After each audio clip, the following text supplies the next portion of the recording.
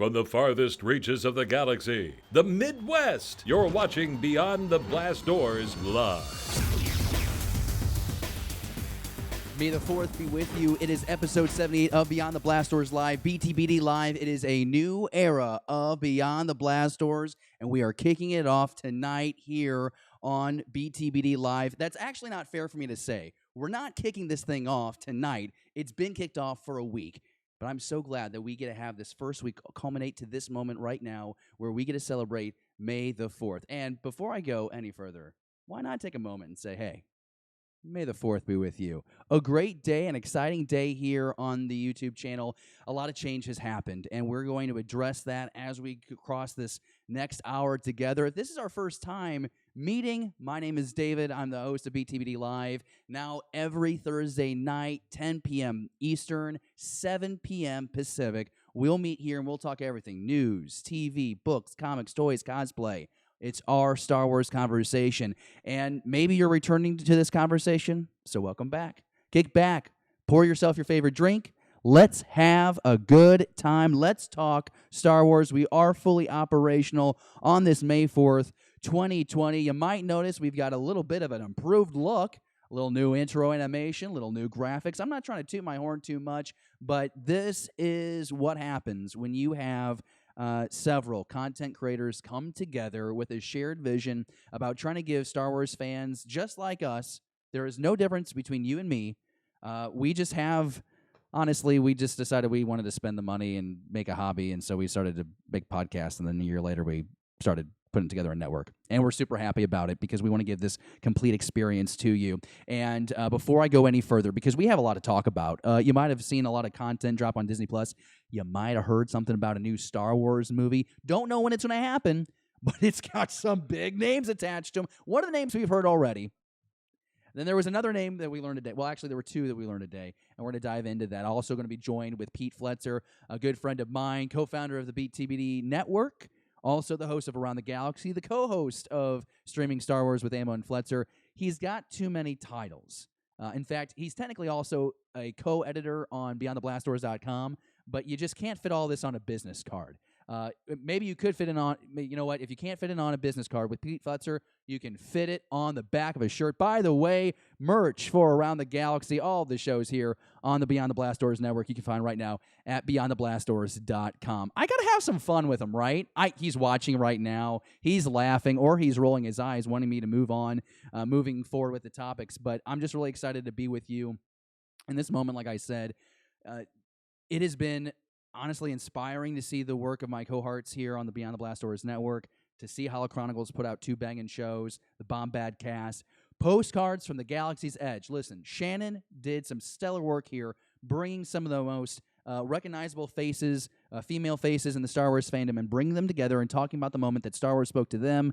Check that out after this live stream. You will not regret it. It's a great time. Before I go into the first topic of the show, as always, I want to dive into live chat, and I'm asking you, thank you so much for joining me tonight. Make sure you go ahead and make sure right now you share this link on your social media. Let's double the live chat. Let's get as many eyes on this show tonight as we can, because we're going to have a lot of fun. I cannot wait to dive into the movie talk. We're going to talk about some of the best buys of this May the 4th. There's been, between Sideshow, between Lego, there is someone made Star Wars boxing gloves that were R2-D2 themed. I don't box, but I contemplated buying them because they were cool.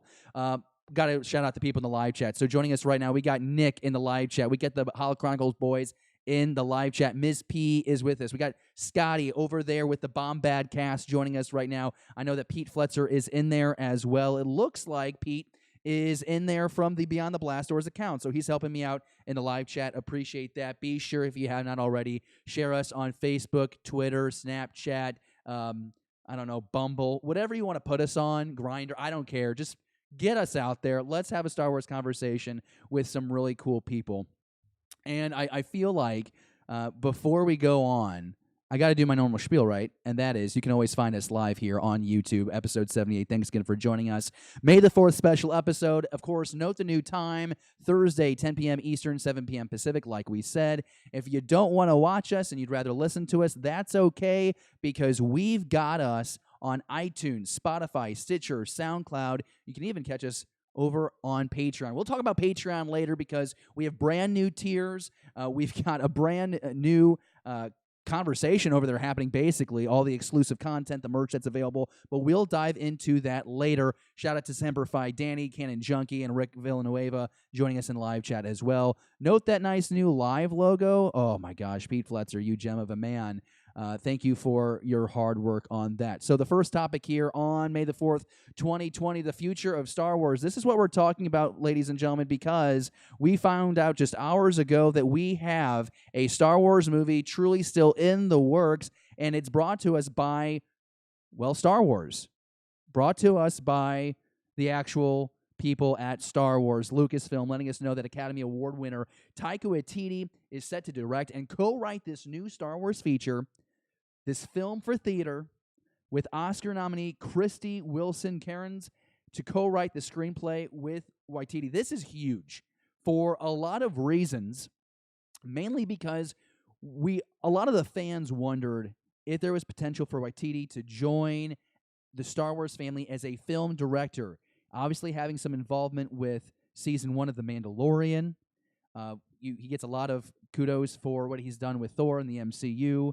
Jojo Rabbit was an outrageous success. And so now here you have Taika Waititi confirmed to be directing this movie and co-writing it. And not with just anyone. It's the person who co-wrote 1917, which is like the movie. Like Christopher Nolan directed that movie, and yes, it was a spectacle just because the way it was filmed. It felt like all one shot. It obviously was not all one shot. But the person that was responsible for co-writing that movie is now playing in the world of Star Wars. And that is massive.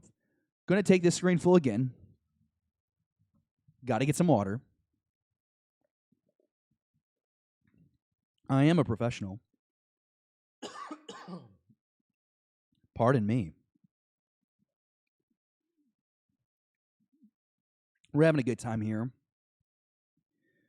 on Beyond the Blast Doors, technically episode 78. Live chat, having a lot of fun talking about this right now. That really excites me. I was overwhelmed with joy. I got the text today saying that Taika was doing the movie, and it makes all the sense in the world. And just taking a look here at the article, I mean, just listen to the accolades here. In addition, Emmy-nominated writer Leslie Headland, who did Russian Doll, Bachelorette, she's currently developing a new untitled Star Wars series for Disney+. That's a story we brought you last week, you might remember, on the Beyond the Blast Doors network. We also talked about it a little bit on the website at beyondtheblastdoors.com. So you have this new movie announced today, a reminder that Headland is producing her untitled series that is focused on a female character in a time in the Star Wars story that we have not explored. And then they go ahead, of course, on StarWars.com to remind you that The Mandalorian Season 2 is in post-production right now. There's 2 other previously announced series, the Cassian Andor series and the Kenobi series, set between Star Wars Revenge of the Sith and Star Wars A New Hope. So there is a lot of excitement here with today's news, and you have to ask yourself, with Taika Waititi directing a movie, what is the tone, what is the angle of the story? You would imagine there would be some comical sense, but he also arguably directed one of the more gritty episodes of The Mandalorian. You can make that argument. You could also make the argument that it's maybe one of the weakest. It was kind of a mixed episode. By and large, though, I think everyone liked it. Like, I liked the beginning with the 2 scout troopers with the child. I thought that was funny and kind of cruel. It didn't work for everybody, but it was a great episode. Don't make any mistake about that. So you know he can do action. You know he can do Star Wars. Would like to see what kind of, the way he can bring his wit to the movie. I mean, obviously he's had success theatrically. I think it'll be a different situation than the Solo situation. I think Taika understands what humor can work in the Star Wars galaxy. Some other directors could not, or at least could not meet the expectations of Kathleen Kennedy. And I think this is something that you got to mention, too, is the fact that Taika got the green light for The Mandalorian, had success, obviously worked well with Jon Favreau, Dave Filoni. Kathleen Kennedy likes what she sees on the set happening with Taika Waititi on The Mandalorian set. So green light him, let's get a movie going. The next part of this that I wonder, and there's no confirmation at this time, but it would make sense. Kevin Feige is playing in the Star Wars world. He's supposed to be producing a movie. Could this be the same movie? Why would it make sense? The most obvious reason why, because we've seen Taika Waititi play quite well in the MCU with Kevin Feige. They have a relationship. It's called Thor Ragnarok. It's a movie that made over $1 billion. And to me, it's a top 10 MCU movie, and I respect anyone who says it's a top 5. It's just so dramatically better than the first Thor, and I think it's just significantly better than 2/3 of the MCU catalog. That's my take. That's just my opinion. I'm overjoyed. I think he's going to bring smart writing, dialogue to Star Wars, and of course, with the support of Christie. I think this is a win, win, win, win. This could work. And it could be a 6-year or 5-year plan, however many years it's been, to show that Kathleen Kennedy, her plan for Star Wars truly did work. We've had a lot of issues with directors and writers. We just talked about on Streaming Star Wars on Friday that Obi-Wan Kenobi now has another director at the helm of the pilot. Got Tony Gilroy doing the pilot, helping co-write the scripts, maybe directing a second episode. And what was the conversation on Friday night? We were talking about how Kathleen Kennedy has a hard time getting the right director in the spot, a lot of firing, a lot of troubleshooting. I mean, even Rogue One. People forget Gareth Edwards needed to be bailed out there on the third act. Gilroy comes in, saves the day, although the original ending does sound really cool too, but I understand the problems the story group and Kathleen had with the end. People had to die, get it. But it's all been kind of plagued. Aside from The Force Awakens, obviously, Abrams was tapped and did it, and it was a great movie, very successful at the box office. The numbers support it. And maybe you can make the same argument for The Rise of Skywalker. JJ comes back. But, oh, wait, that's right, Colin Trevorrow got the boot, then his script leaked, and some people like the script better than what they got. But that's a story for another time. I'm just grateful that Taika Waititi enjoys this world, wasn't chased off by the toxic fandom that is, I think, a very small microcosm. That's a little bit redundant, small microcosm, but you get what I'm saying, is the fact that he sees the good in the franchise, in the fandom, and he has a story that he wants to bring to the table. So moving forward, what are we tracking? We're tracking the story that Wilson and Taika Waititi are trying to write and get onto the big screen. Not sure when it's going to be on the big screen. Right now, COVID-19 seems to have the world on lockdown until February or as early as they can get a vaccine. But overjoyed, and this is the part where I stop talking, I take a sip of my water, and we dive down into the live chat. I want to know what you're thinking. If you're watching live, hit me up in the live chat. You're watching on the rewind. Make sure you comment down below. As always, if you're listening to the podcast version, when you're not behind the wheel, or you can get to your Twitter. Hit us up at BTBD Star Wars so we can continue this Star Wars conversation. Diving into the live chat now, and it's fun to see everyone active down there. Canon Junkie tearing it up. This is great. Hollow Chronicles shouts out, Taika humor is solid. It'll work great in the Star Wars world. Absolutely. Canon Junkie says, I think this has to be the first Star Wars day they took seriously and did stuff we all used to predict they would do on Star Wars Day. That's a really good point. Not necessarily the conversation that we're having right now, but Lucasfilm, Disney, Star Wars, just all the entities. Yeah, they took this day seriously, and they dropped Rise of Skywalker on Disney+. We'll talk about that in a hot second. You got the Clone Wars. We'll talk about that. The Mandalorian behind the scenes. We got a lot of the merch going on. In a world with COVID-19 and everyone at home, you kind of have to give the people something to do at home.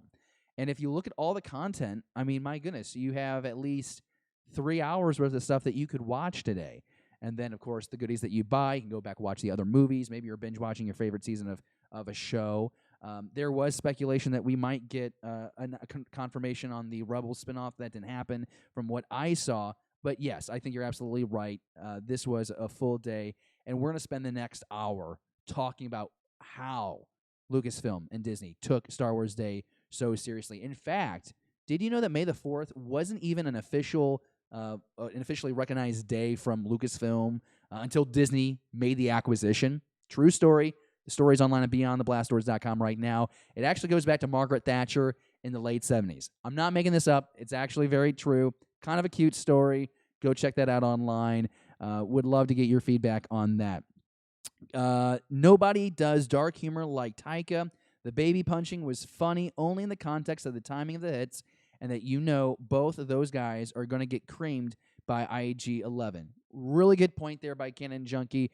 Jerry, of course, part of the Beyond the Blast Doors network, and they're making some comments just about the fact that, again, Taika does tread that line ever so well, and it will fit so well on the big screen in the Star Wars galaxy. Really excited about what this could mean for Star Wars.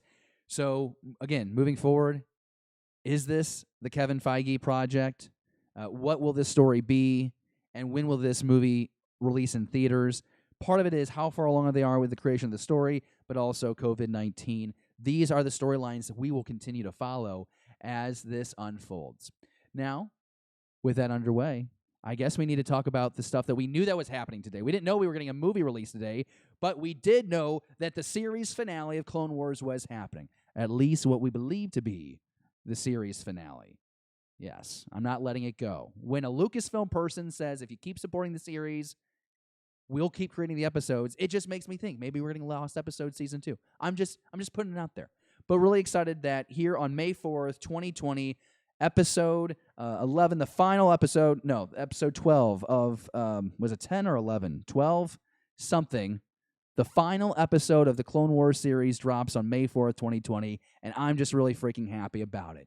And one of the reasons why is this very scene where Ahsoka Tano, who has been the lens for the fan this entire ride of Clone Wars, has completed her mission, in a sense, leaving behind her past completely. That's right. She didn't leave the Jedi Order behind her when she walked away from the temple in Season 5. No. It happens on the bridge of a Republic cruiser about to crash land into a planet. And she's having to deal with this moral dilemma of the clones turning on her, the reality of Order 66. I'm pretty clear when I do my show, and I've been able to do Streaming Stars with Pete and a couple other shows.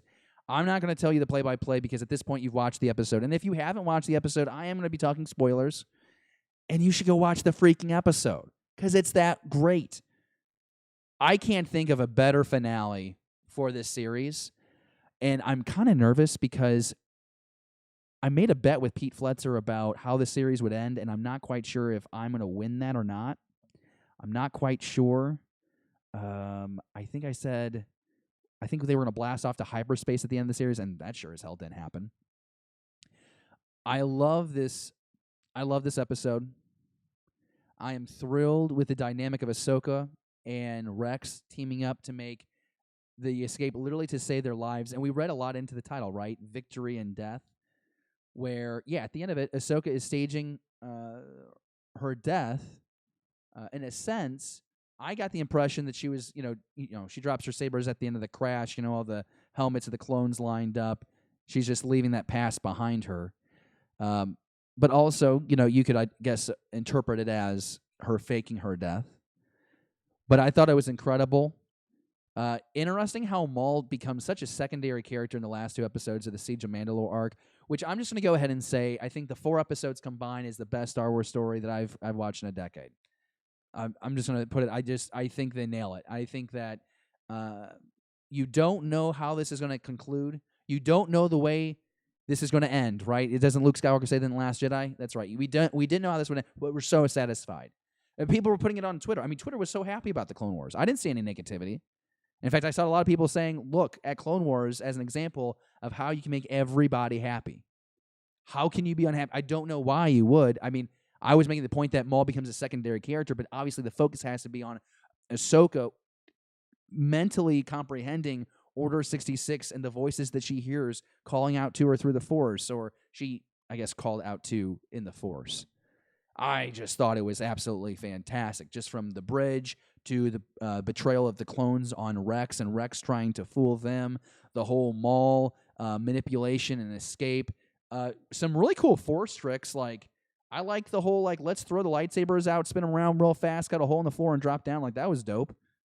I've never seen that done. I think maybe in a video game. Have you seen that done? I have not seen that done. Ahsoka's tugging on a ship. I mean, it wasn't like Starkiller on a destroyer from Force Unleashed, but I had, really good vibes from that. I thought it was awesome. Ahsoka having to make the dilemma again.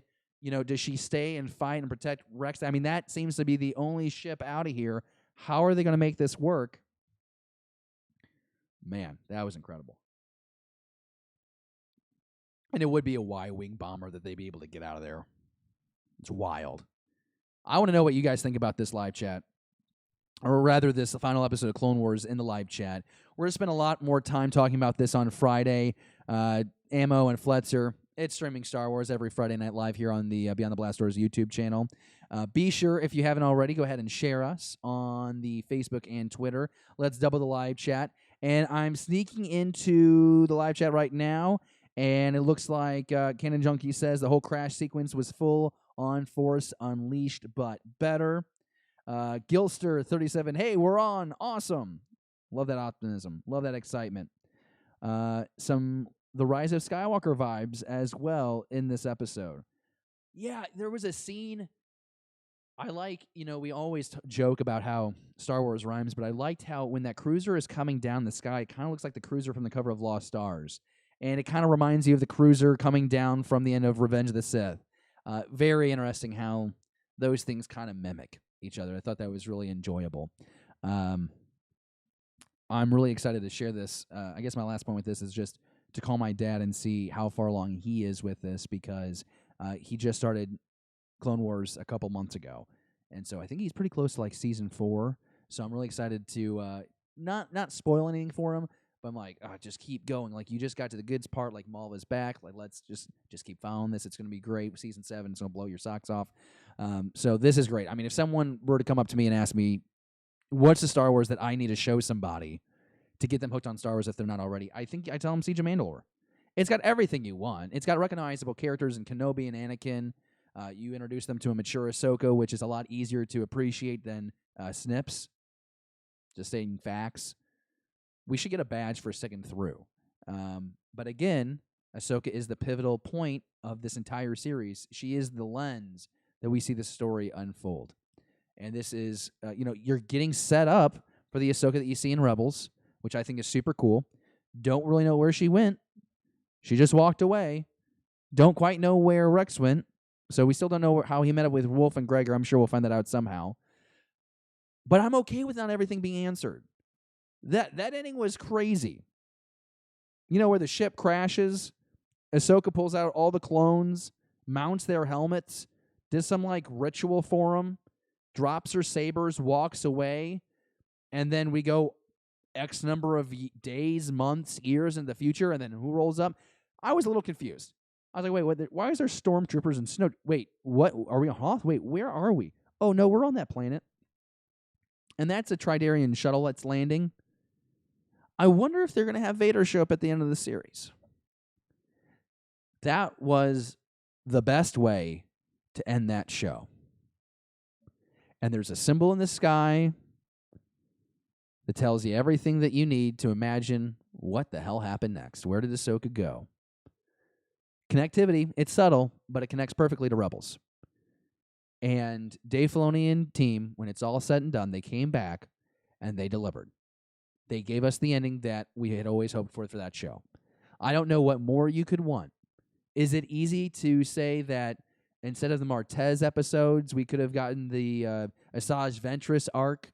That Dark Disciples did, the best job it could to summarize all those events. But, sure. I guess we can nitpick that way. But I think the whole point of May the 4th is to celebrate the fandom, the stories that we have, the people that we get to share these stories with, right? And I get to share the Siege of Mandalore, a 4-episode arc that's about, what, hour and a half long when it's all said and done, hour and 40, a small movie with friends and family, and I can watch that now as many times as I want on Disney+. I'm over the moon. I am thrilled by the Siege of Mandalore, and I want to know if you are too. So if you're watching live, comment down in the live chat right now. Let me know what you're thinking. If you are watching on the rewind, make sure you comment down in this comment section below, and you tell me what you think of this latest episode, this final episode of the Clone Wars. I'm in love. I'm in love with it. It was an absolute joy to watch, and it was great because I was enjoying it as a 28-year-old dude, but at the same time, I had the thrill and the excitement when this series first started in 2008 when I was a sophomore in high school, which I don't know, honestly, what that mentions about me. I had an active social life, and I still follow the show quite religiously, and a lot of my friends do, and I'm so glad we do, because we never outgrew Star Wars, and because of that, we got to have this cool moment where for 23 minutes we got to watch this saga end. I mean, that's how I feel about the Clone Wars. It's a saga that wrapped up because you had the 5 seasons, and you had the lost episodes, and then you had the fans begging for them to come back and finish this thing up, and they did. So just thank you, Dave Filoni. Thank you, cast and crew. Sam Witwer. I mean, I would think that The Siege of Mandalore gets nominated, and I hope to God it wins Emmys, awards. Sam Witwer, Her Universe, Ashley Eckstein. Incredible performances. And just like the cinematography of it, I'm talking a lot about this thing because I freaking love this episode, and I can almost sense through the Force peeping like, okay, next topic, man. We don't want to give away too much. We just want to still have stuff to talk about during streaming Star Wars. And that's where we'll probably talk about Kevin Kiner's soundtrack, because that thing just absolutely wrecked me emotionally. And I think it's the impact it had on a lot of people. I don't know if I can say this enough, and I know I'm just one person, but I think a lot of people feel the same way. And we'll talk about it Friday night. Kevin Kiner should be doing the music for just Star Wars. Just let him do the music for Star Wars. He gets John Williams' core catalog. He knows how to expand it, and it feels seamless. And this was a beautiful finale. Just a beautiful finale. Loved it from top to bottom, head to toe. Mirai is the name of the Force bird that we think is Ahsoka. That's according to the live chat. That is according to the live chat. Here on episode 78, the May the 4th special, I'm taking a sip of water. There is a call in the live chat to bring Sabine Wren on The Mandalorian, please, because that would be great. And I agree. It was cool to get a little Ursa Wren in The Mandalorian. Would like to see Sabine pop up. I think it's possible, if you believe the rumors, that we're going to get an Ahsoka. There seemed to be legitimate leads on a Sabine Wren appearance, so it times out. We just did this on BeyondTheBlastDoors.com last week. I wrote an article about how this could really sync up. Rebels ends X number of days, years after the events of the Battle of Endor. We know that The Mandalorian Season 1 takes place 5 years after the Battle of Endor. It's quite possible that there could be some intersection here with their, Sabine and Ahsoka's search for Ezra. Maybe Thrawn survived that jump to hyperspace too. I'm not quite sure. Canon Junkie says, got the soundtrack for this one. It's epic. Okay, so I think he's talking about the Clone Wars. I'm jealous of that. Hey, speaking of The Mandalorian, let's talk about this. This whole Disney Gallery thing that they dropped on Disney Plus today to celebrate May the 4th, behind the scenes of The Mandalorian. It was titled Season 1. It was directing. And I thought it was really cool to get the insight here from Dave Filoni. And you had Dave Filoni, and you had Bryce Dallas Howard, and you had Taika hanging out, and you had the whole slew. You had Rick on there, and it was just really cool to have that roundtable environment, and you have it to where you're able to get inside these individuals' minds about their approach to this series. And it was really fascinating. Dave Filoni, for example, marching you through and saying, hey, I came from 2D animation. I didn't really know what I was doing. And I thought it was BS when Lucas called. It wasn't Lucas. It was a representative calling, saying that George was interested in his work and wanted him to come on Clone Wars. But it was really cool walking them through that. And then you hear Jon Favreau talking about how he was just amazed by how quickly these slew of directors, including Deborah Chow, adapted to this technology. And it wasn't just that they had to learn it through the series. They learned it quick. And then they were evolving the technology, the use of it, their styles. It just kind of sounded like grad school if you were a director, which is kind of a cool concept, and it does support positively, I believe, Kathleen Kennedy's strategy with this. That's, hey, we're going to fill the bench. We've got 4 or 5 directors that are capable of telling high-quality stories, we believe, and we're going to put them to the test here. And guess what happens? Deborah Chow, boom, Kenobi. Taika Waititi, theatrical release film. Dave Filoni gets a couple more reps. Maybe he gets a movie. That's what that's what I want. I mean, in this episode too, you're hearing him talk about how he doesn't really storyboard the Clone Wars. He's, he thinks of it more as live action blocking. It's how he was taught from George, and that thrills me to hear that. And so, the assembly line, this filling the bench concept, I think it's actually working, and it could be working very well. And I thought it was really fascinating, just seeing, for example, the sequences where they're shooting the space skirmish, and you get Dave Filoni is calling the directions for the actor to respond, and the massive screen behind this set, how little of this set was built, but also you go to some of these sets and just how vast these sets were. It was interesting. It was the line between CG and practical effects touted, and this was something that Favreau talked about early on. I remember him commenting on this at Star Wars Celebration last year in Chicago. So really cool to get this insight. Really enjoyed seeing this round table of directors. And, of course, we're excited because we know that, Season 2 of The Mandalorian is underway, and we're excited because we know Season 3 is happening. And so how much more of these, glimpses behind the scenes we'll see is really exciting. Obviously, we know it's 8 episodes. The first one dropping today. I think it's really great. Gilster in the live chat. So pumped for Deborah Chow's Obi-Wan Kenobi show. Me too, man. And we're trying to get it figured out, man. It is tough. It is tough. But, we got some writing help on there. We got Deborah Chow directing this thing. And the same thing goes for Cassian and Wright, man. Like, Rogue One is my favorite Disney movie by far so far in the Star Wars world. Trying to get this thing on tracks. Trying to get the scripts right. Let's get into production. Let's make these happen. Looks like both those projects are not going to drop until 2021. Gilster also liked my comment about Star Wars School. Let's see here. Someone's joking that Ahsoka trains Baby Yoda with a Darksaber. That would be a mind F. That would blow my freaking mind. I don't think it's going to happen, but I would like to see Ahsoka Tano go up against Moff Gideon. Little lightsaber action duel. That'd be a lot of fun. Okay. Mr. Ez says, I agree. I don't think he wants to do movies. Not quite sure who you're talking about, Mr. Rez, because the only person I can think of is Dave Filoni. I think he does. I think he wants to master a few more things in this live-action TV series, and I think he wants to go to the big screen. But that is just me. Daniel's Hot Topics joins us in the live chat here on episode 78 of BTBD Live, and he says, Monday, May 4th, 2020, may the 4th be with you. I'm saying may the 4th be with you. And everyone watching or listening, wherever, however you are listening, BTBD Live, glad to be having the Star Wars conversation with you. All right, next topic here on Beyond the Blast Doors, and we're going to spend just a little time on this, not much, wanting to talk about the fact that we got Rise of Skywalker dropping on Disney+.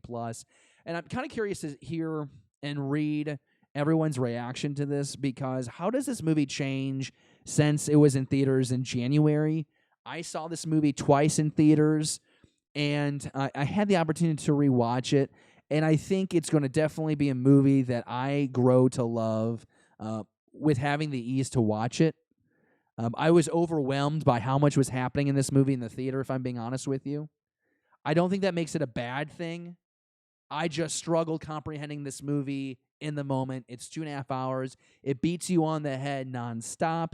And you're just like, oh, that was really cool. That was a canon connection. Oh, lightsaber battle. Oh, I think they're going to kiss. You're just bombarded with information that you had to take in, which I guess is any movie, but it just felt like there was a lot of movie in this one movie, which is, I think they could have pulled a Harry Potter and done like episode 9 part 1, episode 9 part 2, flush the little things out there. So some of the things that I notice, visually, my God, the scale of this movie is intense. And JJ took, for however intimate Force Awakens was, just jacked up the size of everything. The Sith fleet, the space battle, just the whole thing. The fact that you have an overcharged Palpatine going at Rey. We've seen the movie. You know what happens. It's still not my favorite Star Wars movie. It doesn't have to be my favorite Star Wars movie. And it might be or might not be yours. That's great. I think it was just nice to have the movie available on May the 4th to celebrate again with friends and loved ones and celebrate this fandom, the stories that we have. Did get a whole lot of joy out of Rise of Skywalker, but my God, I got a lot of joy out of the Siege of Mandalore arc. It was a great day. You know what looks really good on my TV, though? Is that scene where Ben Solo comes back and tries to save Rey and just slaughters the Knights of Ren? Now, I don't really understand after 3 movies if the Knights of Ren are really a threat, and I'm not really quite sure what it meant for Kylo to be in charge of the Knights of Ren. There is a 4-issue comic series by Charles Soule that you should check out and read. I don't think Pete Fletcher is a big fan of it. He can defend himself later on. He might be on my preview screen making a stinky face right now. I cannot confirm or deny. I'm here talking Star Wars with you beautiful people, and I'm freaking happy about it. Do me a favor. Take this link, throw it up on your Twitter, throw it up on your Facebook. Let us double this live chat. We're closing out May the 4th. It is 10 p.m. my time. It is 11 p.m. on the East Coast, and it is 8 p.m. on the Pacific Coast. It's just time zones, man. We should all be one unified time zone, the Central Time Zone. Why is that, David? Because it is the right time zone. Thank you. That's my rant. I've had a few tangents tonight. I got to tell you, because here's what's happening. We got some deals here. We're going to try something new with Andy from Holo Chronicles, and I hope to God this works. He sent me a report. He's going to join us and give us kind of like a field report on the hot deals from May the 4th. And we were joined then after that with Pete Fletcher, who has, he's got Kevin Scott on his show this week. That's right, Kevin Scott on the Beyond the Blast Doors network. Yeah, the Kevin Scott that writes like comic books, the guy that's part of Project Luminous. Yeah, that Kevin Scott. I don't know if you're aware of who Kevin Scott is. It's kind of a big deal. I'm really happy for my friend for getting the guest. I'm really thankful that Kevin gave Pete his time, and we're going to get an excerpt of that interview coming up here on BTBD Live. So glad you're joining us here on episode 78. Gilster in the live chat says, thumbs up on this video, everybody. Hell yeah. Only once. Oh, here we go. Here's an interesting topic on live chat. Hey, it's on Disney Plus. Do I need to buy that steel box set? I don't know. I can tell you I own like 170 DVDs, and now all those movies are on either Hulu, Netflix, or Disney Plus. Like 2006, David loved his movie collection. 2020, David is like, man, that was like $700 that, I don't know, I could have put towards a car, maybe had a girlfriend in high school. I don't know. Maybe I could have invested it towards books and, I don't know, maybe got more scholarship in college. I think if you look at my life, Star Wars kind of gets in the way, but it's worked itself out. I'm sorry, is that a pity party? It's not. I'm having a great time. I'm happy. Like, I'm freaking stoked. I'm having a blast. I hope you can tell when I'm having this conversation with you that I'm having the best time of my life. I never would have thought that I could, as a hobby, turn my desk around in 90 degrees, throw up some lights, have a camera, and have like 12 to 50 people in my living room just talking Star Wars. I have a friend in New Jersey right now that wrote and covered the premiere of The Phantom Menace. That's freaking amazing. And I work in broadcast television. That's what I do. I just feel like they trump me every corner. And that's fine, too. I know some amazing people, and I'm thankful for them. Okay, thumbs up this video. Thank you so much for that support. We'll talk about support in a little bit with the Patreon. Excited about the new tiers, the new exclusive merch, and the perks, including a live chat with all of the personalities on the Beyond the Blast Doors network. Gives you some insight into the guests that we're booking and new things we're trying with our shows. And what does that include? Like how does that really support our conversation? It motivates us to make new graphics. I mean, just look at this lower third that we have on the show. We have the new live moniker, or the live bug, at the top corner there. Pete Fletcher busted these things out, giving a little bit more polish, giving a little bit more shine, because as we have the capabilities, we want to make this product from a visual and audio perspective just better for you. And that's also the quality conversation. I mentioned Pete bringing Kevin Scott. That's huge. Absolutely huge. And here's a slideshow of Rise of Skywalker images that I was supposed to play earlier that I did not. Why would I even play that now? I don't know why. Because it's my show, and I get to play the graphics and I run the board. That's sometimes how it works. Sometimes I wanted to go play ball with friends, and my dad said no. And I said, why? And he said, because I'm your dad. And rank has its privileges, and you live in my house, so shut up and go to bed. And that's what happened. That's the conversation. It was great. It was a lot of fun. Okay, so here's what we're going to do here on this May the 4th. I'm so freaking happy. we've talked. Guys, think about this. I'm bringing myself back on camera. Let me tell you how excited I am. Think about it. Oh, there's that slideshow. I don't know why I'm showing it again because it's my show. So we've talked already. There's a new Star Wars movie. There's another show for Disney Plus in the works. We already know that there's Cassian and Obi-Wan in the works. Fingers crossed, maybe we get more Clone Wars. I don't know. That's not news. That's just me hoping. But that's a lot of things right there in one hand. And then we got the Clone Wars, and then we got the Rise of Skywalker, and then we got the Mandalorian behind. There was there a comic that dropped today? I can't even fit all the things in this show because there's just so much going on. My gosh. The day that we do actually get comics on a weekly schedule again, that's going to be really freaking nice. But I have a feeling that Project Luminous is going to keep me busy. Why? Because Charles Soule is writing a book. He's actually writing a real book in Star Wars. That's going to be great. Oh, hey, Claudia Gray is too. That's going to be wonderful because every book that she's written in Star Wars so far is dynamite. Okay, so here we go. There's that slideshow again. I just keep clicking on it. Hey, okay, so Star Wars Day deals. A lot of fun here because the best thing about, I shouldn't say the best thing because people will disagree, but one of the great elements of May the 4th is that every store puts its Star Wars merchandise front and center, which is pretty cool. We all like things. We like to spend our money on items that maybe we should or we should not. There was recently a video where Sam Witwer, the voice of Maul, and Starkiller is playing with this, I think it was a sideshow Maul with dual saber activated, just insane. And for some reason, I got really excited about Sam Witwer playing with the statue of Darth Maul. A lot of merch dropped from statues. Legos had this exclusive where you could, if you bought $70 worth of Lego, you got a trench run set, which is kind of cool. But at the same time, $70 worth of Legos just seems like a bit of a stretch right now, unless you wanted to go ahead and buy yourself the Razor Crest, which I would not blame you for doing, because that Lego set looks great. And it's fairly priced, too. That is the one thing I will say about Lego. I know that there's more Lego sets. You used to have, cheap sets, and then, the mid-range $45, $50.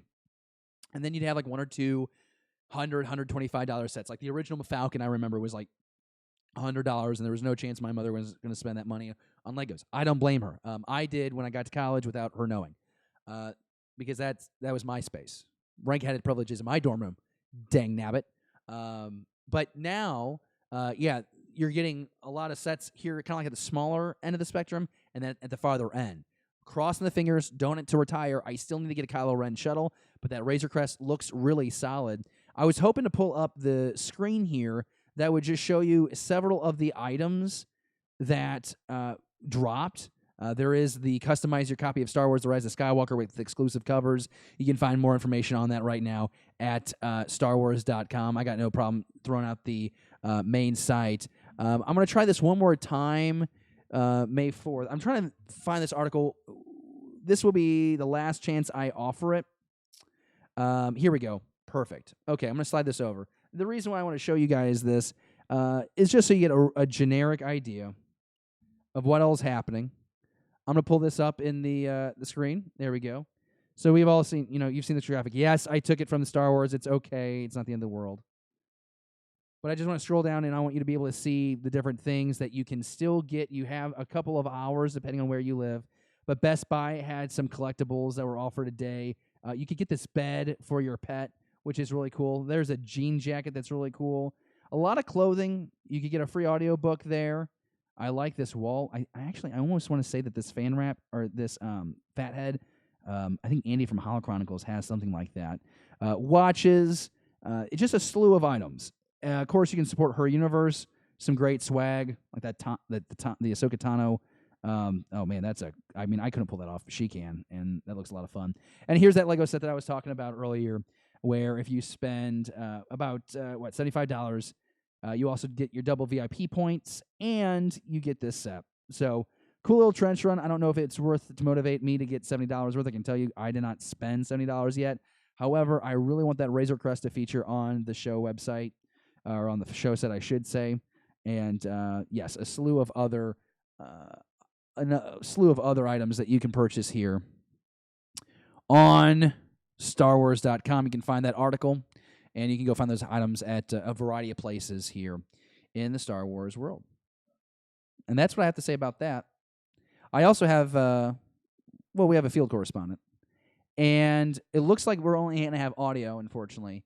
But I do want to be joined right now with a fellow member of the Beyond the Blast Doors network and co-host of Holo Chronicles. Here is Andy with a guest spot on some other deals you can still catch on this May the 4th.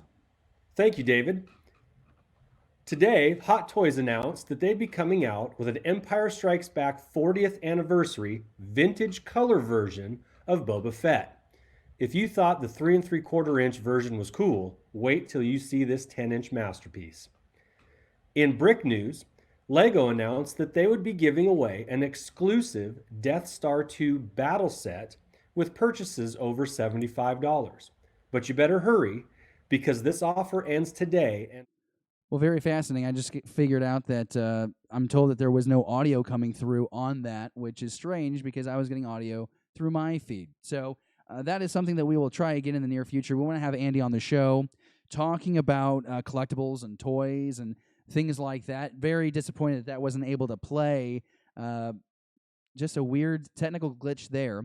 But I will make it up. We'll have Andy live on the show next week. I think that's a fair way to make that up to Andy. I know he scrambled to make that happen. And we pull him in live. I should have done that. But now we just get Andy on next show. And I'll give him twice the amount of time to make him happy and to say sorry. Because I love you, Andy, and I feel bad. Let's go ahead now and dive down. Because, again, we've talked about the best deals of the day. We've talked about what has dropped on Disney+. I do want to do a quick shout-out before we bring on our guest, Mr. Pete Fletzer. We got Pete live. We didn't get Andy live. I feel bad about it. It's my fault. It is my fault. But I'll make it up to Andy. I'll make it up to you because what he had prepared was really cool. It definitely felt like a news segment for Star Wars. So, I'm being told now that folks in the live chat, you guys did have audio. Well, this is very interesting. Well, okay, so because we're doing this show live, I will let everyone in the live chat dictate this. I'm going to ask everyone right now, comment in the live chat, do you want me to replay that so we can hear the audio of Andy and hear what he had to say? And then we'll go on to the next thing. I'll do a read. I'm going to do a tease for the website. You let me know in the live chat if we should replay Andy's thing. I'm leaning towards yes because he did the time to do it for the show tonight. But I want to remind you that when you wake up in the morning and want your Star Wars fix, the first place you should go is beyondtheblastdoors.com. We want to give you a complete fan experience. Our latest live shows, our podcast feeds, news, speculation, and opinion pieces, comic book reviews, all written by your BTBD network personalities that you enjoy. Also, the place where you can buy your official BTBD net merchandise. That's right. We have T-shirts that support the channel, the individual shows on the channel, on our network. So you can get the classic logo tee, for example, for $20. Maybe you like hoodies. We got one for $45. I am a tank top guy myself, so I'll be getting that classic tee, $20. Rocking that pocket logo this summer on my vacation in August, because apparently no matter what, I'm going in August to Florida. I hope COVID stays away. But I'll be rocking that tank top. I'll even be doing it on the live show, I promise you. Movies, TV, books, comics, toys, cosplay. It's the Beyond the Blast Doors network. And welcome to our Star Wars conversation. So let's dive back down in the live chat. Let's find out what people say. People say play it, let's roll it. Here is Andy from Holo Chronicles telling you the deals you need to take advantage of on May the 4th before it's Revenge of the 5th. Thank you, David. Today, Hot Toys announced that they'd be coming out with an Empire Strikes Back 40th anniversary vintage color version of Boba Fett. If you thought the 3 3/4 inch version was cool, wait till you see this 10-inch masterpiece. In brick news, LEGO announced that they would be giving away an exclusive Death Star 2 battle set with purchases over $75. But you better hurry, because this offer ends today and only while supplies last. Finally, how many of you remember the Nintendo 64 Star Wars game called Shadows of the Empire? This came out in 1996 and had its own original soundtrack. Well, I am very happy to announce today that you can pre-order this soundtrack on vinyl for $21.99. The link to this and other Star Wars merchandise announcements can be found on our Twitter feed at Holochronicles. Thanks, David. Back to you. All right, and that was Andy with Holochronicles breaking down some of the latest deals that you need to find here on this May the 4th before it wraps up. So I'm really excited to share that we are going to be joined now with a very special guest here on Beyond the Blast Doors. It's a very exciting time to be doing such a thing. You know him for a variety of projects, we'll say, Mr. Pete Fletzer. He is a co-founder with me for the Beyond the Blast Doors network. He's a friend of mine for more than a year. You can catch him on Tuesdays with his podcast Around the Galaxy, which it's now online, which is pretty cool to see. He has gotten his show on the video stream on YouTube. He's also on Friday nights with me, streaming Star Wars with Ammo and Fletzer.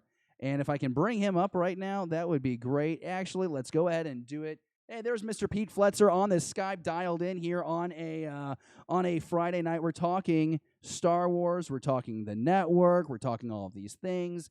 Pete, my friend, I'm going to stop talking. How the heck are you?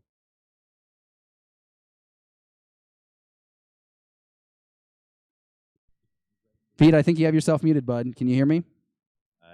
There we go. Hey, that's all right. Hey, you know what? That's the fun thing when you do live. That's what happens. I was on TV. Let's see. I was doing the newscast last week. It's my last week at my old station, and I turned my mic off during a commercial. We came back on, and guess what? My microphone was still turned off. So these are the fun things that we do. We're doing Star Wars live. Happy May the 4th, Pete. How the heck are you? I'm better now that my volume is up. I was saying when you couldn't hear me, which is I always sound much better when the volume is down. I was saying that I'm very excited. I'm very tired. It's been a very long day. Lots of May the 4th stuff going on. Are you complaining about all the fun things? I feel like you should be very happy. I'm simply stating that I'm a little bit tired. I got the text last night. I think it was around 12:30, 1 o'clock from Canon Junkie saying, "Hey, all you insomniacs, episode 12 is dropped." So of course I watched it at like 1 in the morning, and then woke up early in the day, get the kids going with their homeschooling, and oh my goodness, I'm a little tired, but I mean, boy, I can't complain. There's so much great stuff. There's so much great Star Wars happening, and I'm just excited to be able to talk to you on May the 4th with all the great folks who are following us. I like it when you're just like, there's so much great Star Wars stuff. Like, let's be as broad as we possibly can be right now. I'm not attacking you. I just think it's a funny phrase. It's just like, man, I like to walk outside, and I love all the air. There's so much air out here. Well, I mean, as you referenced before, I mean, there's Star Wars boxing gloves now, so there's a lot of Star Wars stuff, but lots of great content, lots of cool things going on. So you don't need to buy those gloves. I'm already your beating bag enough. I'll tell you that much. I already take your crap as it is.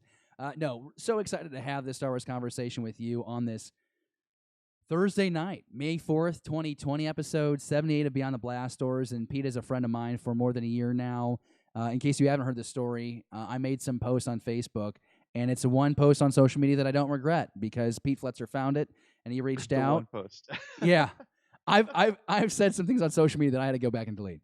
I did not know that I wanted to be a professional broadcaster when I was 13.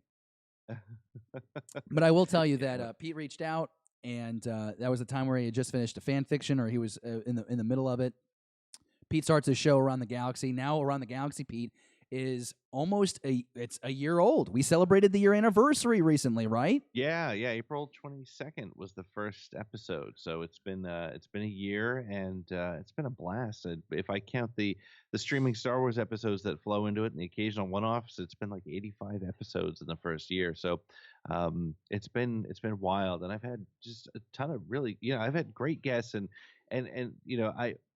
there's one thing that I don't know enough about with podcasting is how do I get people to go back and listen to some of the great interviews? Because I look back, like I think it was like my 6th episode, I had Anthony Bresnikan on. I don't know how I got him at 6 episodes in, but so I've had some great episodes over the year that I'm really excited and proud of. But this week was very lucky to get a really phenomenal guest. I had the chance to meet him at New York Comic Con. Very The cool. advantage living in New Jersey is I get the opportunity to head into Comic Con, spent a couple minutes with him, and we've been trying for months.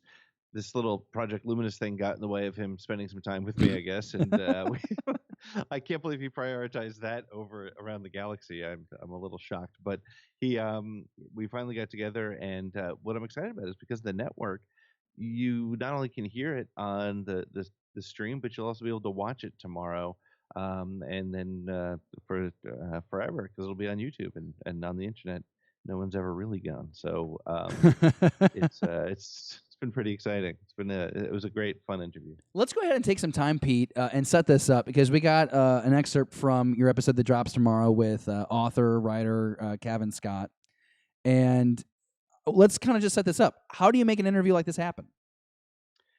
You just gotta be persistent with his. Well, I mean, I think the best thing is when you have the opportunity to meet them face to face, so they know that you're not just some crazy lunatic. And then, and then I ended up speaking with his publicist a couple of times, and we found a date. We worked it out. The funny thing is, sort of a little inside baseball, because he's in the UK. I did a little bit of. I didn't do the math quite right. I had sent him. I sent his publicist a link to the interview to the studio that we use, and I said, "Great, looking forward to speaking to him in 90 minutes." And then I'm lucky I checked my email again, because she said, "Don't you mean 20 minutes?" and hopped right on. I was prepared, luckily, and we jumped on, and we had a great time. It was a really fun call. But he, I think because Around the Galaxy has spent some time speaking with we had Jason Fry on, we've had a couple other authors, and I think they get a little bit comfortable with the fact that we're not gonna, it's not gonna be a gotcha type of thing. And we're also, I don't spend a lot of time, for those of you who listen to the show, I don't spend a lot of time kind of like, I always think back to the old Saturday Night Live, and it's probably going to date me, the old Saturday Night Live routine where William Shatner's there and there's people in the audience asking questions, like in episode 22 when you did this, like much like we do with streaming Star Wars, where we don't do sort of the remember when this part happened. I don't do a lot of that. I want to get to know more of the process, and Kevin and I talked a little bit about the story group, and talked a little bit about what an audio drama means versus just writing a book and that sort of thing. So talking about things from a slightly different angle, and I think that's one of the things that I'm most proud of with Around the Galaxy is, we have great guests, but we take them from a slightly different point of view. And so set up this soundbite. What are we going to hear in this sound with Kevin Scott? Well, yeah, I mean, the one that I think you're going to play, I asked him to tell me a little bit about the process, and how does working with some great authors, all the great people who are part of Project Luminous, how do they make sure that they don't sort of cross wires, and how do they build this massive story? It's one thing for one author or one person to write a gigantic sort of canvas of a story, but to do it with multiple people literally around the world. How do they do that, and what's some of the positives that come from that? Very cool. Let's go ahead and take a listen now. Give us a little insight into the process, working with the other authors, and you said you talk on a regular basis, and do you say, hey, I have an idea that you could pursue, or like how does that process work? It's a bit of everything, really. We have, as we say, I left different areas that we're working in. Some of those share the same characters. For example, Ava Chris, who's in Charles's novel Light of the Jedi, is a major player in the Marvel comic as well. And so we've had a chance to sort of bounce back and forth on her character and her development, and how she'll develop from that initial adventure with her through to the comic and beyond. And so there's a lot of that kind of thing when we're discussing the way, the various ways characters can go. And most of the characters that we've created, we pretty much know where they're going to end up. It could change along the way, because stories are, organic. Stories will grow, new ideas will come, but the main players, we know where they will be when this all comes to an end. And so we've developed that definitely together. But the exciting thing is when you've got one of the group working, and they come up with a new character or a new concept or a new idea, and that then is like a pool ball hitting the balls in the table, and everything shoots off and bounces off each other. And that's the most exciting part for me. I come from a long tradition of working in collaborative fiction through audio dramas and through comics. For me, I write prose, but that's a small part of what I do. I'm usually in more collaborative groups. So it feels really natural for me, that we will throw these things out here. And it's always the case that the best ideas come out of perhaps opposing views of what it could be, because even when you're working on your own, you can have one idea that doesn't work on its own in isolation. It's when you need that other idea and the two clash together, and that's when I think real progress is made, and that's something we see day to day when we're working on this. So just a really cool interview. Then that's just a little bit. That's just a small portion of what you will hear tomorrow on Revenge of the 5th, May 5th, on Around the Galaxy with Pete Fletzer. And Pete, thank you so much for coming on the show and talking about that interview. Obviously, we want everyone to tune in, watch that tomorrow. You can also listen to it wherever you download your podcast. You can find Around the Galaxy everywhere. But kind of our point of talking tonight, Pete, to kind of close out our May the 4th celebration here on the network, is to talk about the network and what we're doing and the fun that we're having. It's like you kind of have to pour yourself a drink and have a cigarette after the day we've had with the content that we've dropped on BeyondTheBlastDoors.com, shows doing incredible work. And so, this is not patting us on the back, but let's take some time and let's talk to you about what Beyond the Blast Doors Network offered you today, this last week, and kind of where we want to talk, kind of want to take this thing. And so, Pete, we have Around the Galaxy dropping. We had it dropping tomorrow. I believe the Holochronicle boys. Didn't they have something special for us today, too? Yeah, Holocronicles brought us a really interesting interview with the gentleman who produced. It was Mark Hamill, pop culture and collecting show. I want to say his name was Ken Shepard. Please don't hurt me. No, his name is David, and he's a super cool dude. I watched. You're fine. I watched the show. You should have remembered his name because it's my name. It's fine. It's not like I'm your friend too. So I really enjoyed the conversation. I was really excited when Andy hit me up about this because it was a few nights ago, and he's like, "Hey, we got David Kiney on the show, and we are really excited about it, as he should be." I couldn't have screwed that name up any worse, could I have? I think I Well, you've already told the listeners and the viewers that you're sleep deprived, which I think is a great strategy to get people to keep watching. That's what I do when I'm on the news. I'm like, man, I hate my life and I'm miserable, and it's a great strategy for getting people to keep watching. Let me tell you. No, I'm giving Pete a hard time. Why? Because he's my friend, and also because he bullies me when no one else watches. No, a really great Star Wars conversation. I think Josh and Andy did a really nice job. They handled it well. Just great conversation there, and I want you to go and check that out. Also want to give kudos to Pete earlier. When that movie news broke, he was fast and got an article up on the website. And I mentioned earlier, Pete, let's talk about the website for the folks that follow the network, and we obviously want to expand the conversation, but we kind of want that website to be the first place you go. It's kind of the start of our conversation here, the start of our Star Wars conversation. Yeah, BeyondTheBlastDoors.com. Not only is it a place where right on the homepage, you're going to find all the latest episodes, all the latest shows that we brought you, but we are going to be very conscious of trying to bring you more news, giving you some opinions, and it's not just coming from David or myself, but it's coming from all of the hosts of the network and bringing their points of view. And one of my favorite things, one of the things actually that I latched onto when I first got to know Josh and Andy from Holly Chronicles was the Show Me Your Collection thing. Every Saturday they drop that, and now they're also dropping it with photos on Beyond the Blast Doors. But I think that BeyondTheBlastDoors.com could be a great place for you to start your day every day, because again, we have 6 shows on the network. We drop a new show every single day, and you'll be able to find it. You'll be able to find it there and keep in touch with us. And it's funny because what I love too is just sort of the breadth of types of content. I mean, you have of course, Beyond the Blast Doors Live, which is sort of your news show. You have streaming Star Wars, which you and I get together and we talk about everything happening in the Disney Plus world of Star Wars. On Saturdays, Bombadcast. If you have not listened to Bombadcast, you should do yourself a favor and listen to their most recent episode, and make sure to pay attention this weekend on Saturday. They have a giant show coming from the world of music, indie music. They have a really interesting interview with a dude who is as into Star Wars as they are. as as David just said, you have Chronicles dropping on Mondays.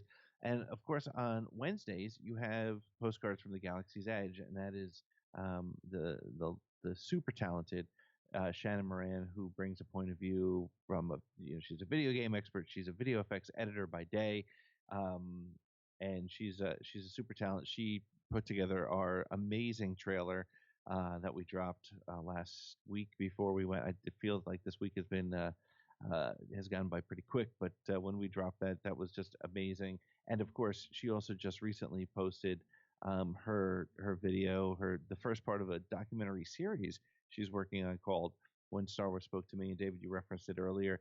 Just about every single female fan who I have the pleasure of having a somewhat regular interaction with on Twitter is featured. It feels like in this video, and Shannon.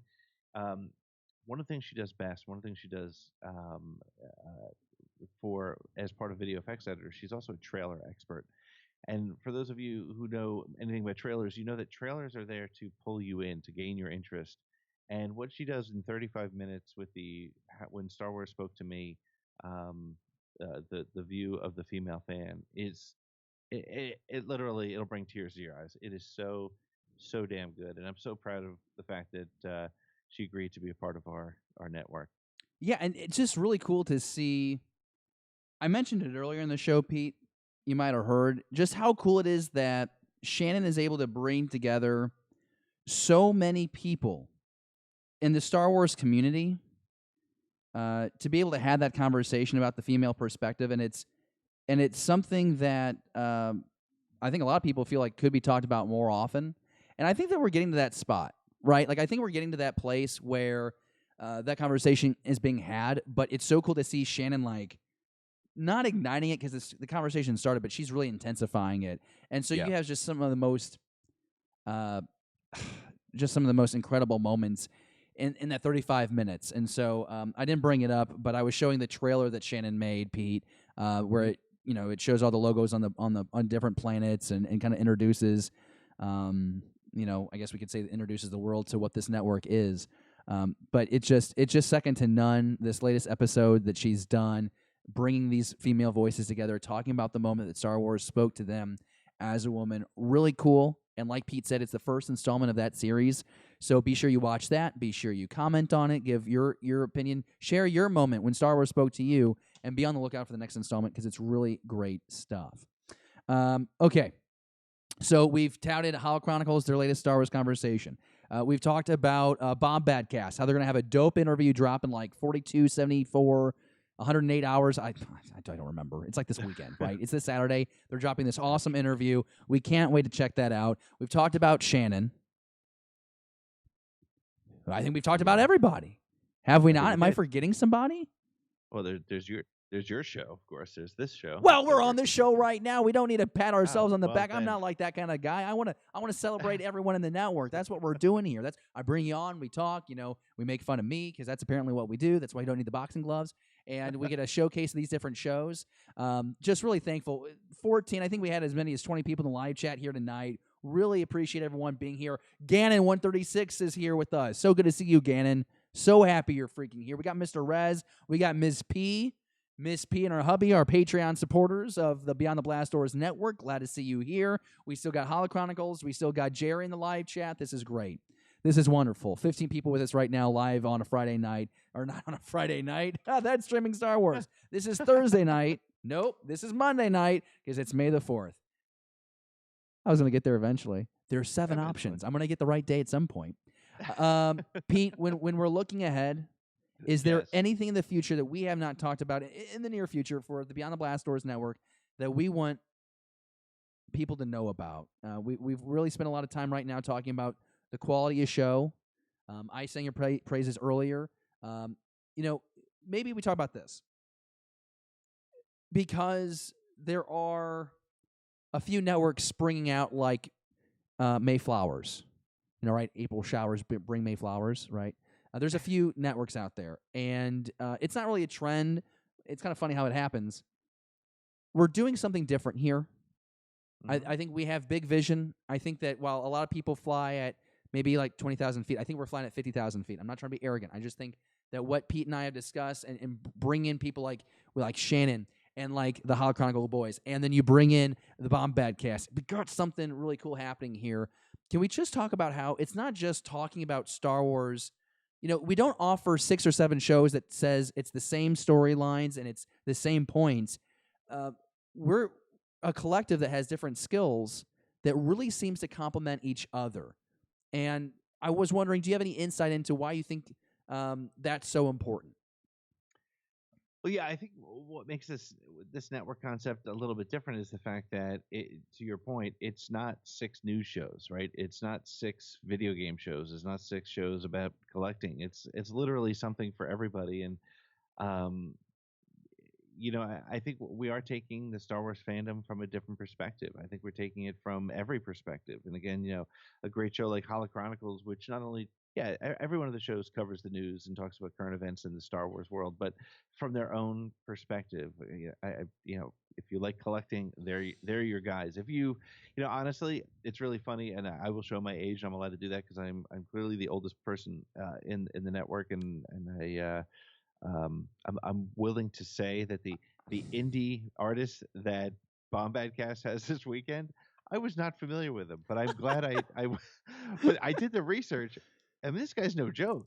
I'm going to say it. Its name is Mac DeMarco, and I don't know any of you guys if you know him. And it was it was great for me to be exposed to that music because I'm a musician on the side, and I love music, and he's really cool. But it's great to get the perspective from somebody like Jerry and Scotty from Hollow Chronicles, who they're prequel kids. I'm original trilogy, and bringing this different perspective to Star Wars is what Beyond the Blast Doors is about. It's literally, you're going to get up in the morning, you're going to go to beyondtheblastdoors.com, you're going to see what video dropped the night before or that morning, or which episode dropped in your podcast stream, and you're going to get something a little bit different.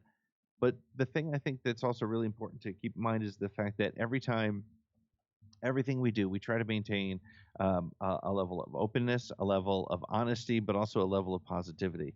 You and I may disagree on a different we disagree on everything every Friday. You think? Do we really? Not everything. A number of things. We have a different enough point of view.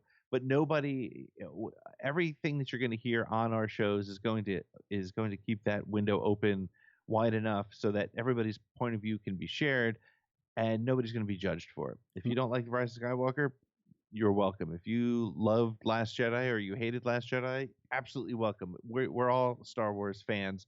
It was the very first shirt. In fact, Gilster was saying something about it in the chat, and we were able to share with him the Ken Knapsack interview. The very first shirt, I know you love to make fun of me for my shirts, but the very first shirt I created was I'm not a science fiction fan, I'm a Star Wars fan. Right. And that came from the conversation I had with Ken Knapsack. He and I talked about, we're Star Wars fans first, and I think everybody on the Beyond the Blast Doors network starts there, and we live there, and that's what we bring to our show, regardless of the point of view that we're bringing in. And whether it's an interview with somebody like Kevin Scott, whether it's hanging out on a Friday night talking about streaming Star Wars, talking about collecting, hearing about things from a movie making perspective from Shannon, it's all coming from a very positive spot.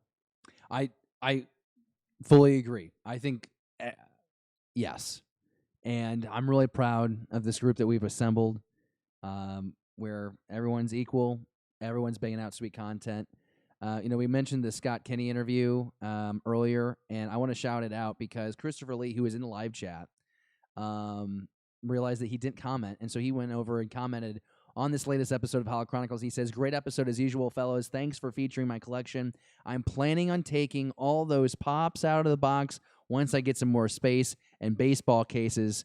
And he goes on. So I just think that's really cool. People checking out that episode. So, we don't have, we got a few more minutes left here on BTBD Live on your May the 4th. But my gosh, what a great way to roll into Revenge of the Fifth by checking out the latest episode of Hollow Chronicles. Chris did. He loves it. He loves the episode, he said. And be sure you do the same thing. Rick Villanueva checked out our trailer, by the way, that Shannon put together, Pete, and he says he likes every bit of it, but then he starts teasing Jerry over at the Bombad cast, so we won't read those comments out loud. Pete, we've kind of covered it all, and it was really important for me to have you on here because I don't know why. I hate filler phrases. It's obnoxious. It's like when people say like. It's terrible. You can speak better. Okay, you're educated. Let's go. I'm so thankful that the network happened because, this was something that I thought would be so cool 4 years ago. And it just didn't really have the ability to. And then, you meet someone, you form a connection, you build a friendship, and then we talked about it for a year. It happened in like 3 weeks' time. We got all these people together now, and we are creating some great conversation, some great Star Wars content, and we fit, all the different niches of the Star Wars fandom, whether it's just talking movies or you like to dig into canon or you like the cosplay, you like the collection stuff, you just like to fanboy about it all. You just like to just go crazy. You like to get off on all of it, for a lack of better phrasing. Sorry, PG-13 phrasing right there. But my God, you love it all. We got you there with the boys over at Bombad Cast and so on and so forth. So really excited about it. Want to take some time, though, because we've had some people asking about it in the live chat, and we've gotten some emails about it. So, Pete, let's just take a moment here and just talk about Patreon as a way that if you like what you watch, you like what you hear, you dig all the different shows that the Beyond the Blast Door Network is bringing you, you can support it on Patreon. And, Pete, we've made, brand new tiers. We've got all new tiers that people can enjoy, and I'm just going to go ahead and bring it up on screen right now, and I guess you and I can walk through with that. But, I think it's a lot of behind the scene access that we're giving people with folks who join us on the Patreon. Yeah, and I think, first of all, to me, the most important thing about this is that you're literally supporting 6 shows, soon to be 7 shows, with just one Patreon pledge. So we have, sort of a $5 pledge, which is just, hey, thank you very much, welcome to the network, and you'll get the shout outs, and gosh, we're thankful for any sort of engagement on Patreon. We really appreciate it. But at the very next level, when you get up to $12 a month, you're talking about sneak peeks at the upcoming shows with the ability to submit questions. And sometimes we record our episodes far in advance, so unfortunately your questions can't get through. But you will have the opportunity to send us questions for some of the guests. And I know just from talking to some of you who follow around the galaxy, I'll get a message from you afterwards saying, "Oh, if I'd known you were having whoever on the show, I would have loved to have known this." And you'll be able to do that for all of our shows as we start to post them, sort of the upcoming schedule. You're also at the next level from there. You're gonna be able to. We're gonna do a monthly call with patrons at a certain level, and we're just gonna hang out and Zoom and just have an evening of talking Star Wars together. And then we go to 30 a month and 50 a month, and there's definitely perks at all of them. Again, if you're interested, that's fantastic. We'd love to have you supply or be a part of the show from that perspective.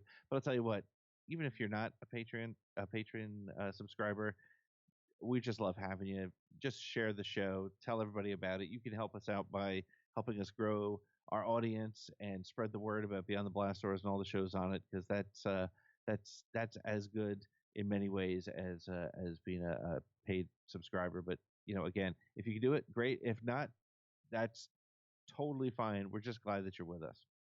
Yeah, I want to echo those sentiments too, because it's absolutely right. We don't ever feel anyone pressured, but if you believe in what we're doing here and you want to see the shows grow, at that $18 commitment a month, you're supporting. It's $3 a show. I think what I like to pitch everyone the $12 level. It's $2 per show. Maybe it's a little bit more reasonable to get your feet wet and to find out what these perks are like and see how much you really enjoy them. You get some free merch. You get access to additional exclusive merch. We'll be doing contests for our Patreon supporters. I think a real cool thing is when you have the opportunity as a Patreon, when you ask a question for whatever show you follow, or maybe you follow them all, but your questions get priority, and your questions always will get asked on the shows, which I think is a really cool perk. So I just remember how fun it was last week.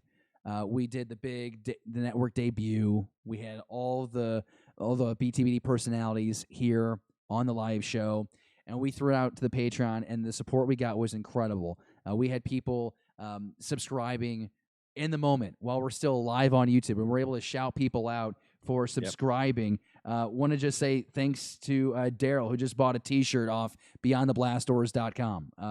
Daryl, thank you so much. Went to BeyondTheBlastDoors.com. We showed the website and bought some merch. How freaking awesome is that? And that's what it was like last week, Pete. Remember, we're just talking about the Patreon, and we're very clear about this.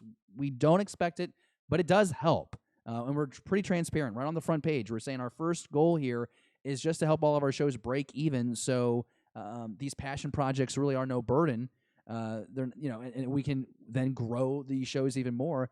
We had 9 people sign up to be our Patreon during that live show, and I was getting the notifications on my phone.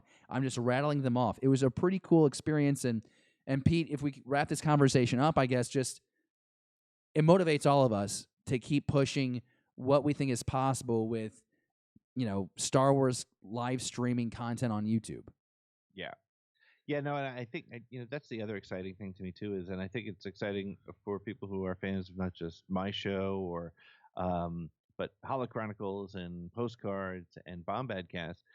One of the things we all committed to on this network was to bring every one of the shows, not just on your podcast stream on Apple or wherever you're listening, but you're going to get it in video as well. I mean, it's great for me because I have recorded most of my interviews, either on Skype or through another format, just to have a face-to-face conversation while doing them. But I've held on to them, and to be able to bring these to everybody. If you like the Kevin Scott interview, if you heard it in your Apple stream today, but you want to see him and you want to, there's a couple things he references in the video where he holds something up or in the interview, and just to be able to do that is really exciting to me because I think the reason we do this is because we want to share our Star Wars experience, whether it's our own personal stories or the stories of friends or people we've met along the way. And I think to be able to share that with the broader audience, and again, the other 5 shows that I'm fortunate enough to be share Beyond the Blast Doors with is fantastic. So. We got Gilster in the live chat. He is one of those 9 new Patreon supporters, so we thank him for his support. We also got Mr. Rez on there. We also have Steve in the live chat. Who would want this name? Steve is a proud Patreon supporter, and we thank all those folks for their support to make the Star Wars conversation happy. It is a happy Star Wars conversation, happy. Sure. But to make it possible too. Something like I do, and we did this on the website, Pete, and I think we can take a moment real quick to share it and then get out of here. And I want everyone in the live chat to do the same thing. If you're watching the Rewind, listen on the Rewind, tweet us. Well, if we're having fun, we can keep going. I listen, Pete, I'm going to be honest with you. 2020 was a butt kicker. My job situation changed. COVID-19 is dealing tough blows to everybody. And at the end of January, I found out my situation was changing. And I spent, the next however many months trying to figure out what was next. And, I had to figure something out by the end of May. And I got lucky. In a time where a lot of people are struggling, somehow life allowed me to get a job and move on and still have my situation. So I'm very thankful, very appreciative. And because of this now, I'm just like, let's have the best damn time on not just BTB Live, but on Streaming Stars, Holo Chronicles, Bombadcast, Postcards. There is a lot of good still in this world, even though there's this isolation thing going on. We're confined to our homes. There's still a lot of good. And I obviously have reason to be thankful for, and I don't take that lightly. And I know that some people are dealing with a lot of crap right now, but I hope that maybe our shows are maybe some relief. I hope that maybe someone's at home right now and maybe their day isn't going well, but they were excited about this live stream and they get to hang out with us. And that's what we're doing. We're building this community. How did Star Wars, tell me in the live chat, tell us in the live chat, why do you love Star Wars? How were you first introduced to it? Because honestly, Pete, it was always about a sense of community, even when it started out as just something that I did with my dad. He was a nocturnal. He owned and operated a paper route. And he's like, listen, if you can keep this a secret, I'm going to let you watch Star Wars. Because he'd always go downstairs and watch it, and I would never be allowed to go downstairs. And so I kept the secret, and I got to watch this. And it was something that was kind of like a core block of my relationship with my dad. And then, you get older and you meet other people who also got to see Star Wars, and then you kind of build this network, and then you're 28 years old and you're doing a podcast network with people across the country. It's just how these things escalate. But Pete, what does Star Wars mean to you? I'm curious your perspective because, you might have picked it up from a parent, but also you're a father yourself now. You get to share this with your kids. It's got to be pretty powerful. Yeah, and I think it's you can tell you're a professional newsman because you're bringing up a topic that I want to talk about on Friday on streaming Star Wars. Because watching, if you check my Twitter, you'll see I tweeted just before we got on, watching Clone Wars with my son, who's a huge Clone Wars fanatic, who I didn't realize until we're sitting there watching it. We watched episode 11 and 12 tonight before we got on, and because I watched Star Wars with my dad, so Star Wars was I grew up with, Star Wars was important to me and my best friend, the man who is still my best friend since I was in fourth grade, I guess. We're still close. He's a drummer, I'm a bass player, all that stuff.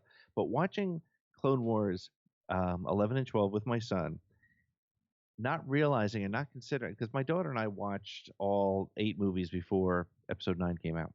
But watching Clone Wars with my son, realizing he didn't really pay attention to Revenge of the Sith, he's a huge clone fan. And the clones turned in 11. And he was shocked. I think it's like he's having a tough time with it. And it's exciting to see Star Wars through his eyes in a way that I never would. To watch my daughter, who knew that Vader was Luke's father, but didn't know that the Emperor was Palpatine, to see those reveals actually work through their eyes and have, my son was walking around afterwards, just, going, execute order 66. And he was just, but it was like, it's so cool that like I get to share that with this little 7-year-old boy who's just like, he's soaking in the stories that have been a part of my life forever, literally for 42 years. And to watch him start to take these stories but not from the same way I did, right? He didn't start with, A New Hope. He started with Rex and Cody and Anakin and Snips, and that's his Star Wars, and that's such a great and amazing thing. And I think that that's what's great about the communities. We're all coming into it from a very different place, but we're all ending up with that same love of it. Yeah, I think it's so cool to hear you talk about being a dad, and like I've grown up. I want to be a dad, and then you're like, okay, I got to keep a job first, and then maybe I'll be a parent second. But yeah, I mean, hearing you always talk about your kids, it always really does excite me about that time where I get to show my kid for the first time, and seeing how I ultimately decide to introduce. I mean, I hope I get to show them, Star Wars before they find it on their own. But yeah, everyone has a different entry point, and you know how cool it has to be to see that like Order 66 and all that stuff through the Clone Wars. You're so confused, you're so distraught, like. Have Jack now watch Revenge of the Sith again and be like, oh, damn, like, this is how it really went down. Like, I think that sometimes Revenge of the Sith gets crapped. I'm guilty of this because it tried to be so big, but it kind of had, like, hold itself back just because of, Lucas cut a lot of stuff out, shortened the runtime, could have done 2 movies, whatever. But you know what? Because of how you see Order 66 play out in Clone Wars, where it's just so hyper-focused on Ahsoka and the betrayal there, I really think that it adds to the scale, the grandiose of Revenge of the Sith. I mean, I think if Jack goes and watches that movie tomorrow, he is going to just be like blown away by this seismic scale of that movie. Which he probably will. I have a feeling we'll be watching Revenge of the Sith tomorrow. Well, it's Revenge of the Fifth, Pete. If you want to be a decent parent, come on. That's true. I should do that. I absolutely should. But I think we can. We'll definitely talk more about that kind of stuff on Friday. But it's really interesting because Star Wars really become multi-generational now. And my dad, who's 70-something, gets to talk Star Wars with my son, who's 7-something, and it's really. And it's just a really great and amazing thing, and that's why we celebrate it on May the 4th. And those of us who are in the chat and who have podcasts and listen to podcasts, we celebrate it every day. And it's let's face it, with all the BS that comes in social media, at the end of the day, Star Wars is a gift, and none of us deserve it. So I'm just excited every time I get to talk about it. You know, I said it a few times today, and I think I put it in that article we put on BeyondTheBlastDoors.com. If you haven't checked it out, a couple of more personalities from the network kind of explain what they love about the day so much. But it's just about celebrating the stories and the people we get to share them with. That's what May 4th is about. And I'm glad that Lucasfilm made this kind of like a big deal. Not kind of. It is a big deal now. Ever since that acquisition happened in 2013, Disney has made May the 4th something that you need to keep your eyes on. I think about, Force Friday. That's another one that, you kind of keep your eyes glued to social media, seeing if there's news that drops, if new toys drop, what are these things? It's really cool to celebrate the stories and the people we share the stories with. Episode 78 of Beyond the Blast Doors Live, BTBD Live, here on the Beyond the Blast Doors Network, is one for the ages. It's in the books. It's a thing of the past. It's no longer in the near future. It's a recent memory. Because that is a conclusion here for BTBD Live. And I want to thank Pete. I want to thank Andy for their contributions to making this show possible today. I want to thank you for joining us for this Star Wars conversation. Yeah, we talked about the things that dropped on Disney+. Yeah, we're getting a new movie.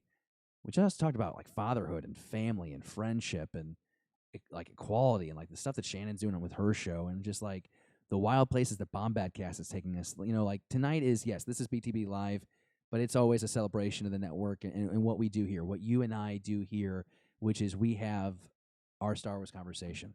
So glad to share that with you. Pete, you got anything else, bud? I'm out. I'm done. May the Force be with you. It's been great. As always, you can follow us on Facebook, Twitter, and Instagram. Start your day every day at BeyondTheBlastDoors.com. If you like what you see, you enjoy what you hear, consider supporting our Star Wars conversation on patreon.com/BeyondTheBlastDoors. It has been an absolute thrill to close out May the 4th, 2020 with you. Episode 78 of Beyond the Blast Doors Live. We will return on Thursday for our next episode. Thank you for watching Beyond the Blast Doors. Be sure to subscribe to our channel. Don't forget, give us a thumbs up and leave a comment. Beyond the Blast Doors, a Star Wars conversation.